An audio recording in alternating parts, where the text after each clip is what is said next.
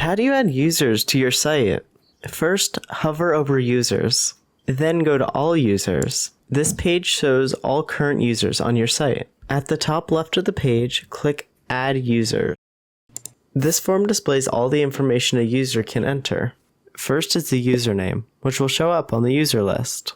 Then the email associated with the account, the actual name of the user, the website they own, if needed, their password, which is automatically generated by Wordpress, so be sure to store it in a safe location, such as KeePass. After that, this checkbox sends a notification to the user's inbox regarding the account creation. The role drop-down's items are different based on the site, so be careful to click the correct one to grant the user the appropriate permissions. Finally, click Add User to add the user. Here you can see Mr. Doe was created.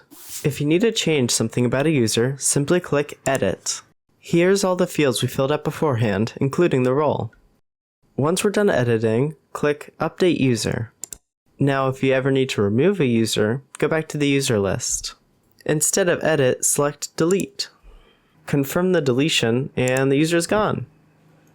One crucial thing to remember. Make sure you trust users who have permission to edit your website. This includes making sure no users share credentials, preventing any hackers from gaining access.